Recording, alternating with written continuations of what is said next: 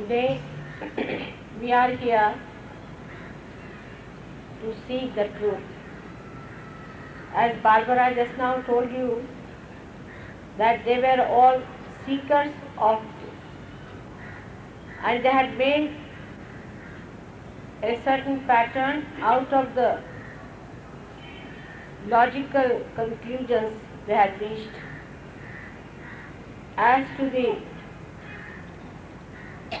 findings of reality.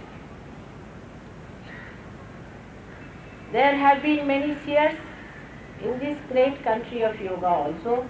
As I told you yesterday, that I was amazed that 2000 years back, a gentleman called Kaka Bhujangar has written in details that Sahaja Yoga will be starting, that Manvantara will take place, that human beings will go into transformations from 1970, that the Kundalini, which is in a sleeping state in human beings, will arise without any difficulties. People will not have to take to Bhakti, Jnana and Patanjali Yoga, that is devotion, and to Jnana Yoga and to these Patanjali Yoga, which you know that Patanjali has written. But there will be someone who will be able to raise the Kundalini without any difficulty. It's so remarkable, the whole thing, the description is, that I was amazed how he could see these things so clearly, as also William Blake has surprised me, and absolutely I am aghast to the details, the way he has described everything, every detail of my movement in England. These definitely help you to understand that the time has come to change. Also, we have to see the signs of some new transformation on this earth. The Naladamayanti Purana has described that in the Kali Yuga, those people who are seeking God in the hills and dales will settle down as householders, and they will be blessed with their self-realization. This is Kali Yuga. This is a yuga of great confusion. People are so confused, they do not know what is right, what is wrong. The situation was not so bad when people were much more innocent and simple. They were not so complicated. We really got so much complicated by our learnings, by our ego movement, I should say, by our so-called material development and all other such enterprises into which we took so much interest. We got into complications and thus into confusions, and we do not know what is right and what is wrong. Especially in the West, I would say, to add to all their misery are the wars, which have given them such a shattering, sudden shock that they are wondering about the values of virtue also. The virtues that were so fundamental, essential, as part and parcel for the sustenance of human beings also were challenged. And there are so many books which describe that these are of no use and no value anywhere. Now the whole world is in a turmoil, politically, economically, and also, I would say, materially. People do not know what are they up to, where are they going to land, and there's a big shock they are expecting from everywhere. And somebody is waiting for a big bang again to come, so that there will be some sort of a destruction once for all. I was surprised that when I went to France, in Paris, I was walking on the roads of Paris, and people were sitting outside, and they were saying that we are very miserable people, no doubt, but this is all going to end up into our destruction, thank God. So they were waiting for that destruction which will solve all the problem forever. But one has to also understand logically that this universe was created with such great care, with such delicacy, with such love and understanding. Is it going to be all finished without creating any substantial thing out of it? Without finding out the meaning, why it was created, do you think the whole thing will collapse? Logically, if God has any logic also, He must have thought of creating this universe with a purpose, and especially the human being with a greater purpose. But we scientists never even think once why a human being was created, why he had to pass through all these different yonis or species to become a human being, why he has achieved the state of freedom which the animals don't have, by which he can take whatever action he likes. A human being can be a lion, he can be a serpent, he can be a scorpion, he can be anything. So how is it that we, the human beings, have been given so much freedom that we can even become devils and demons, and we can even go to hell very fast as soon as we want? Why such a freedom was granted to human beings, and why we were made such powerful people that we can do whatever we like?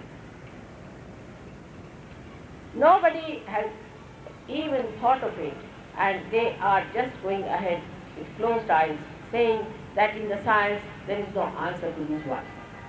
But if there is no answer in the science, there must be some other place where there is an answer.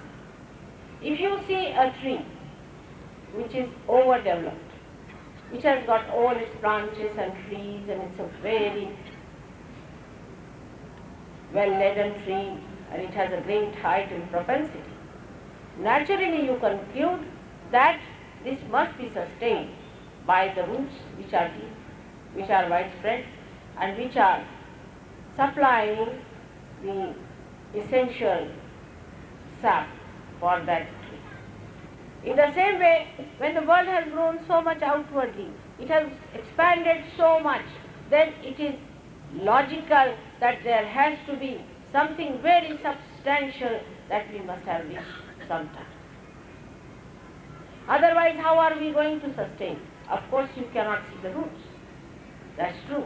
But we conclude, we know for definite that every tree has its roots. In the same way, if today we think that we have got jets and we've got all these things expanded into the air, and that we have developed ourselves so high, and that now we are very scientifically alert and aware people, in the same way we must logically reach a conclusion that our awareness has also gone deep down into something very subtle that we cannot see, to something that is unknown.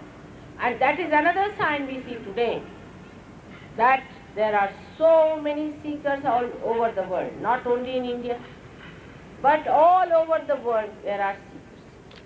I can tell you, when I was born, the British were ruling here. If they saw a fakir or anybody, they used to mock at it. If they heard about somebody is a saint, used to laugh at it. They could not understand how could there be a saint really living, and according to them, saint cannot exist. And today there are so many Britishers, or we can say so many Western people, who think that they can become saints, that they have a right to become saints. It is remarkable how the same type of people have evolved into a new awareness, into a new understanding of themselves, that they feel that this is not the end of everything. All the material wealth that they have got, the affluence they have got, they feel it is not the answer, is not the answer for which they have come on this earth, for which they are existing. They call it a junk. They say it is of no use for us. This junk, why are we carrying within ourselves? Let us forget it. Let us find out something else which is everlasting, which is eternal, which is really joy-giving. But one has to reach that point to see this. This is the sad part of it. By the time you reach that point, what happens to you? That you become absolutely fagged out. You get completely so much tired and so much affected that you have no energy left either to go further or to destroy this. This is the situation you can see for yourself clearly. Today we are facing that people are seekers. If they are not seekers, they are not evolved people. Those who are really evolved are seekers and are seeking the truth, and they are genuinely doing it. I am sure a day will come that most of them will get their realization and they will achieve what they are here for. Of course, there you find many people who are absolutely wastage. I would say God has wasted his energy in creating these useless people. But forget about it. You just forget about that. Christ himself has said that if you want gold, I'll give you gold bars. You can have the gold bars to yourself and enjoy yourself and get destroyed. But those who want to enter into the kingdom of God, who are dear to me, will sit on the same table and eat food with me. These people are the people who are men of God. They are in our country, they are in another country, they are everywhere. I find the whole world is filled with it. It's such a beautiful time. It's the blossom time that so many seekers have come on this earth. Only about 2000 years back Christ came. Even in those days people had no sense at all. They crucified him. They just killed him. Muhammad Sahib came, they gave him poison. Nanak Sahib came, nobody recognized him. Kabira, nobody recognized him. It is not very far away. What about Milton? What about even Blake? Blake was never recognized when he lived, and even today I don't know how many recognize him. A person like you, who was a realized soul, who transformed his life, who talked of transformation, people didn't want to do it. Because the multitudes are not for sale. There have never been multitudes for sale. Because in the evolutionary process, you see, only few fishes first come. They try, they venture out, and they seek it. Once they seek it, then shoals of fishes crawl out. In the same way, in human life also, we will find that there will not be many Sahaja. In this book that I was describing about Nadi Granth, where it is described that Sahaja Yoga will start in 1970 and all that, it is clearly said that in the beginning, among 1 crore, only 1% will get realization. To begin with, I think we have 400 crores, so whatever it is, that means we will be only 400 people should get realization. But in the Bible it is said that there will be 1,04,044 people who will get realization. Now I don't know if that is true, but if so many get realization, I am sure we can trigger the realization of thousands and thousands of people, because they act as the channel of realization. Now the signs that the time has come to change is evident. The world is full of chaos and fear. Everyone is frightened as to what will happen. At this time, what should happen to human beings? What should they expect to happen to them? And what they expect is that they should get their self-realization. But many people don't know what is self-realization is. What to expect out of self-realization. It's all right, as she said, that we have to expect cool breeze of the Holy Ghost and all that. But what about it? Even after doing all that, what do you get? What is self-realization? What is yourself and where it lies? Self is the reflection of God within us, our heart. It resides in the heart, but is seated here on top of your head, on the continental bone area. The reflection is in your heart of God, is just a witnessing power of God. He is witnessing you. He is the one who is the Kshetragya. He is watching the field. He is looking at you, what you are doing. He is looking at you till you are alright, or he is happy, or he wants to stay there. You live. Once he disappears, one dies. Today the question came in, Mother, what happens after our death? And why are we afraid of death? It's a very question out of place, but I would say that one should not worry about death so much when you come to Sahaja. Thank God we don't remember about our previous deaths. Otherwise people would be worrying about that particular moment when they died, last life, and before that, and before that. So many times we have died. Why should we worry about death now? Even now, if you have to die, it's all right. It's a part of changing your clothes that you have to change. Whatever is born has to die. There's nothing special about it. But when we are afraid of death, as he has asked me, why?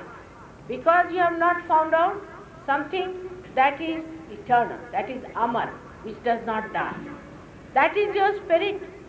That's Satchidananda Swarupa spirit, Atma within you, which has not yet died. And it has not died, never it will die. It is eternal.